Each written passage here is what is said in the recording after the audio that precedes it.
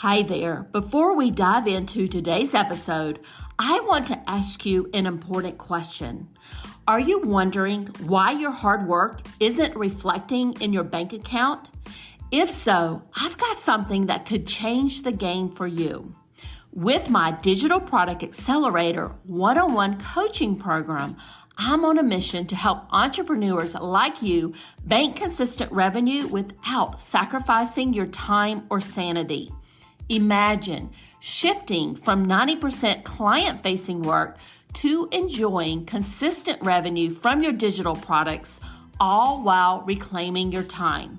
You already know that you don't need another course, and a one-size-fits-all approach isn't going to cut it.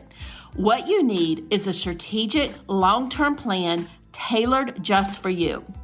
So if you're ready to build the profitable, freedom-giving business you've dreamed of, apply to work with me by going to destinycop.com/apply. I cannot wait to learn more about you and your business.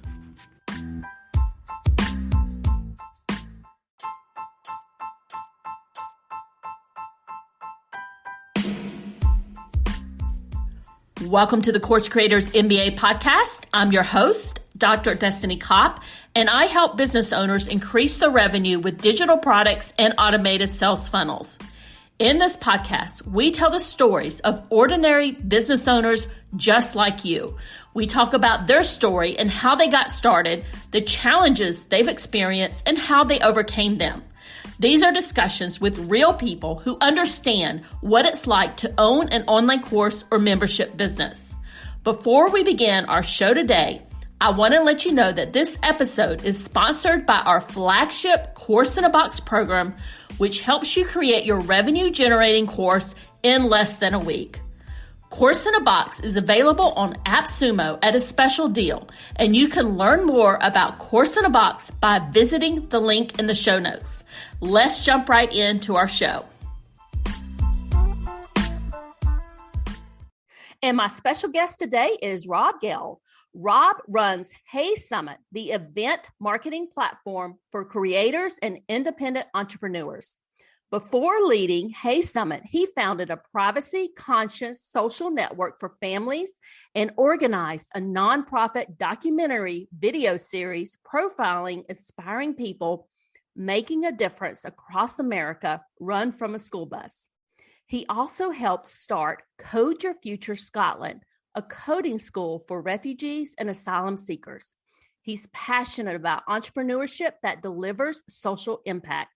You can reach him at rob@heysummit.com to talk impact, summits, startups, school buses, or anything Star Trek related. Rob, I'm super excited about our conversation here today. We're going to be talking about events, virtual events, and how we can grow and scale our business through virtual events. But before we jump in, a couple of things. I want you to tell us a little bit about Star Trek, or a fun fact about Star Trek, and a little bit more about you and your background. Well, thank you very much for having me, Destiny. And wow, you should not ask me anything about Star Trek because we could be here for literally hours. But there are 724 episodes of Star Trek before they started on the new series. So why don't we just go with that as a fun fact? So 724. So I love Star Trek. I haven't watched it in years, I will say. So the new series that they have out, what is it called? There are several. So there's one called Discovery, another one called Picard, another one called Lower Decks, and there's a new one called Prodigy. So Picard is the one I was familiar with. So I'm definitely gonna check that out. Well, tell us a little bit more about your background and how you got into running HeySummit. So, HeySummit started off as kind of most great things do, a side project trying to deal with a need that was, that people were facing. And so my great friend, Ben Dell, who people might know him as the CEO and founder of Missing Letter, he had a problem. He wanted to run an online event, a virtual summit, and he couldn't find any kind of platforms that would work for him. he's pretty particular in terms of wanting to produce something that looks nice. So he decided to just set a date and say, I'm having this event. It's going to be 100 speakers, and it's going to happen over 2 weeks. And he decided to set it about 6 weeks ahead of time without actually having a platform in mind. So he looked around, couldn't find anything that he liked, so decided to build his own. It ended up working. It was tough, but he built what would eventually become HeySummit, and it was a 2-week event, 100 speakers, 5,000 attendees. So it was pretty decently sized. And part of the reason why there wasn't anything out there that kind of suited was because there were so many moving parts, especially if you're thinking about virtual events, especially in the pre-COVID era. It's about creating an opportunity for you to get in front of your customers without you necessarily having to have a lot of team members. So everything out there that either existed was too complex or it required too much technical skill. And so we just saw there was an opportunity that a lot of people wanted to run these kind of multi-talk events or pre-recorded summits. But the stuff out there was either really expensive or just wasn't really good enough. So that's what kind of prompted HeySummit to start. Okay. So, and I can relate to some of this, people, because I've run a couple of virtual events, summits in the past myself. And, people that are probably listening here are probably like me. They're not extremely technical. They need something that's very easy. They can just, put in their information and everything is set up for them. So I definitely want to delve into that today. But before we kind of get into that, can we talk about who is a good fit to run an online event and some of the benefits of running a virtual event for your business? Yeah, I think it's a good question. And I think that especially if you're an independent entrepreneur, or maybe you have a very small team, or maybe no team at all, you need to be very efficient with your time, right? And so I think there's a lot out there that is a bit of a FOMO, right? Kind of culture out there. I need to be doing this for a lead magnet, or I need to be creating a course, or I need to be creating a podcast. I need to have everything. I need to be on all social networks at the same time. There's a lot of this pressure to get out there and do everything and be everything to everyone. And we just don't have time. We don't have time for that, especially as creators or as independent entrepreneurs. You need to test out things. You need to get in front of your audience. But at the end of the day, there needs to be, you can't be focusing on things that aren't efficient with your time. And so I think that when thinking about virtual events and if they would be relevant to your business, I wouldn't be necessarily thinking about it from a point of view of thinking that creating a virtual summit, for example, is this massive thing that requires 30 people in order to run. That's, I think, not necessarily the right way to think about it. I think more of it's more relevant to think about whether or not a virtual event is the right way to reach your audience, or not. And there's certain things that are attractive about virtual events, especially virtual summits, that make it a very efficient, a method of getting in front of your audience. The most important one is this idea of cross-pollination. So, for example, you might have an audience. Maybe you don't have a huge audience yet. Maybe you have a little bit of one. The idea with cross-pollination is that if you're inviting speakers to speak at your event, part of that understanding, part of that, the purpose of bringing those speakers on to that event is for them to get in front of your audience and for you to reach their audience. And so podcasts are good examples of cross-pollination opportunities. So I come on your podcast, and then I'll probably share the podcast to my audience. So I'm serving your audience, but also hopefully bringing more awareness and attention to your podcast through my network. Virtual events can have a similar effect, but to a much greater degree in a much shorter amount of time. If you're thinking about creating an event with 30 speakers, that's 30 opportunities to expand your network and to cross-pollinate with other people. So it's very effective for things like that. The other thing to keep in mind is whether or not your audience is an audience that really is motivated by learning versus motivated by, let's say, connecting. to each other. Either way, if maybe you're a community owner or you're a brand where you're teaching people things or training people things, virtual events can cater to both of those setups. They just need to be configured in slightly a different way, especially if you're focused on learning primarily over networking. You can run online events with one person, maybe two if you need to, and you can make them all pre-recorded if you want to. Maybe we'll dive into that a little bit better. But fundamentally, when you're thinking, is a virtual event right for me? We always suggest start with your customer, start with your attendee, build out what we call an attendee persona, try and understand what is it that they want. How can you provide that to them? And is an online event the right mechanism to provide that information, that value that you want to give to your audience? I love that. Build out your attendee persona. That's a great tip there. So let's go into it. You talked about it in a little bit about the presentations or the training can be pre-recorded. What are some ways that you can structure a virtual event?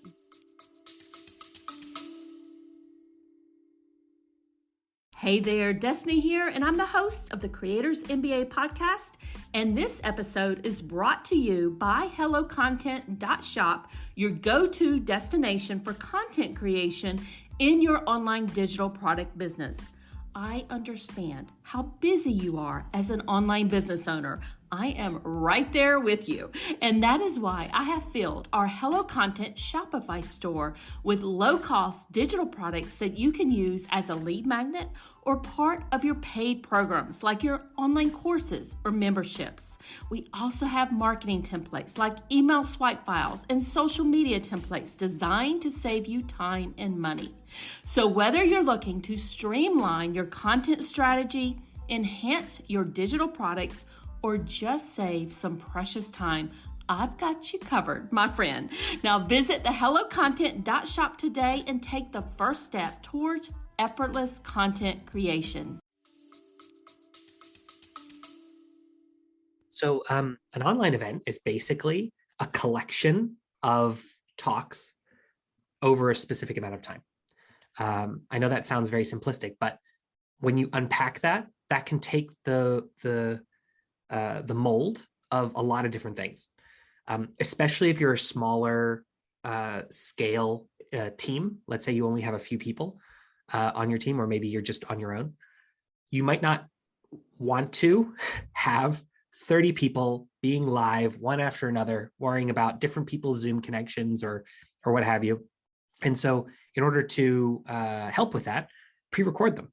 You can either ask for recordings from your speakers, or you can interview them and record them ahead of time, and then schedule those sessions to go live at particular times. So you can still have that excitement when it for an event that is happening exactly on the 20th.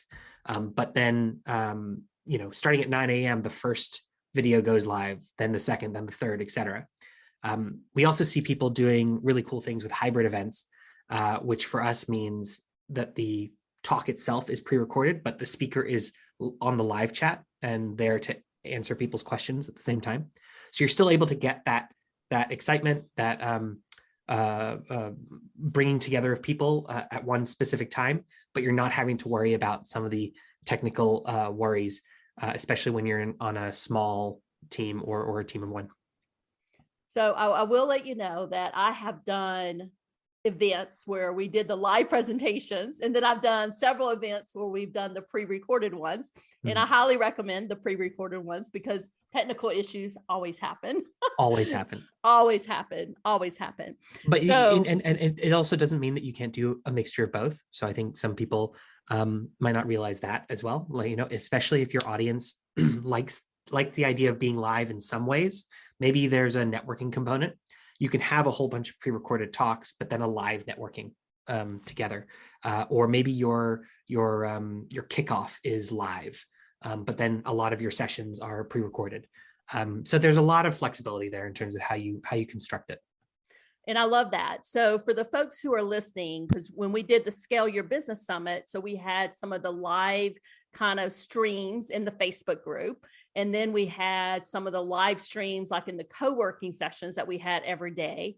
And then we had kind of a live with the Ask Me Anything for the panel with some of the speakers. So that was live, but everything else was pre-recorded and I didn't have to worry about it.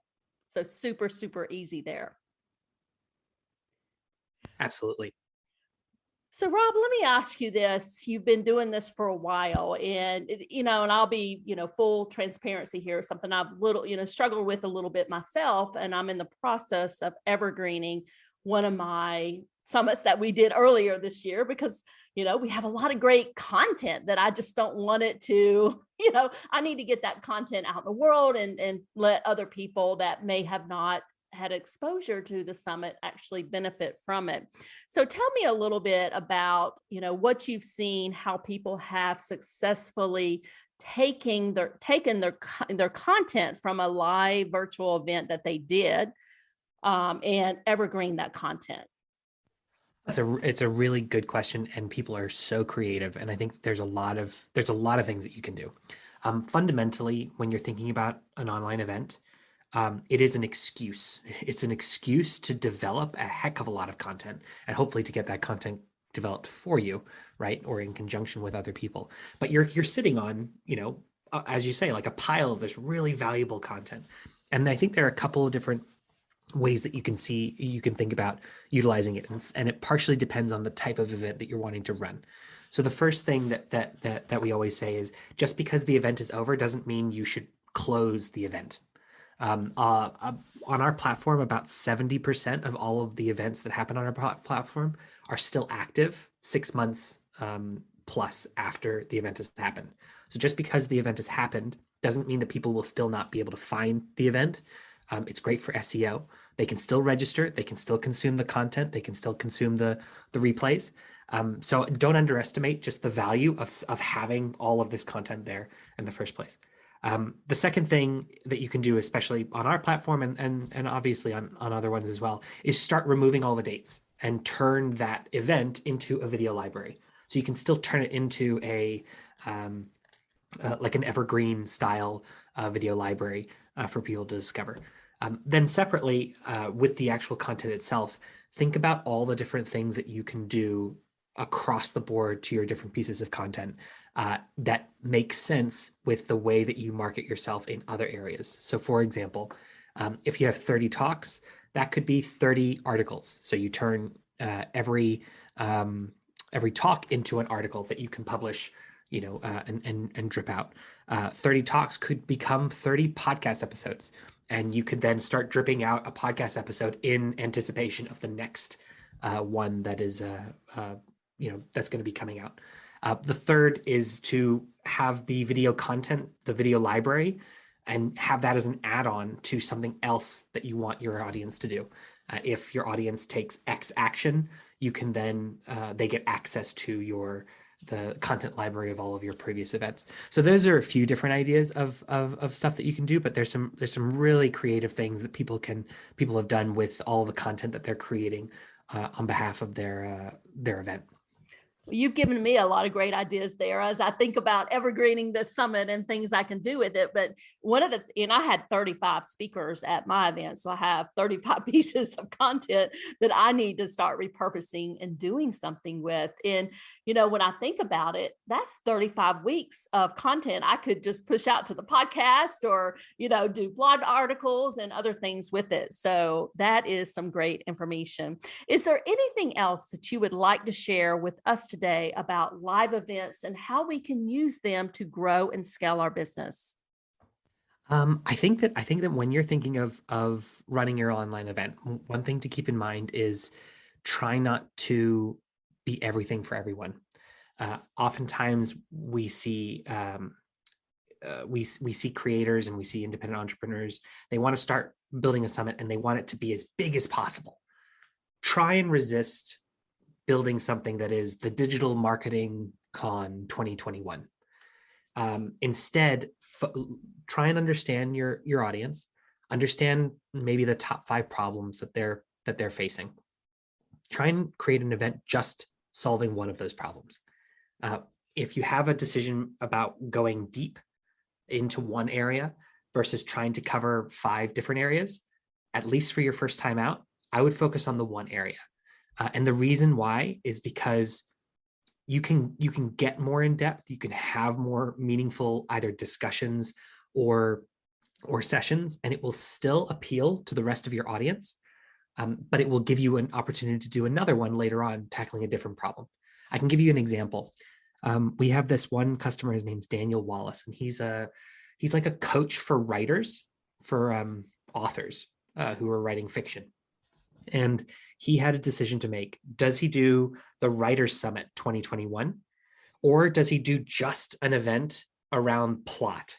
And luckily, he decided we're just going to do the plot summit. It was actually called Escape the Plot Forest. So it was all around problems with creating and developing your plot.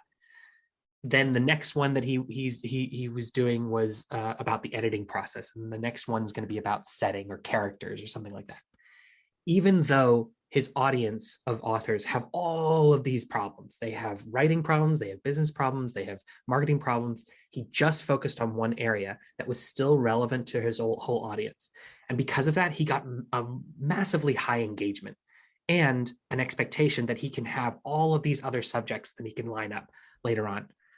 So whenever you can, try and be as disciplined as you can about the problem that you're solving for this particular event, and be okay with saying no to anything that comes outside of that. Just because you find a speaker that might sound really, really cool, but if they're not fitting with that particular subject matter that you're working on for that event, try and resist the urge to include them anyway, or expand your event to accommodate them. It doesn't mean you can't work with them at some point or on something else, but try and be as pure as possible in terms of what it is that you're looking to achieve with the event, rather than trying to be all things to all people. If you're building something for anyone, you end up serving no one. I love that. And as you were thinking about that, some wheels started turning in my head. I'm like, well, I could do, one event just on, and I do a lot of things in my business, but just one event on helping people come up with their online course idea. That would be like one great event, instead of, trying to throw in the kitchen sink there.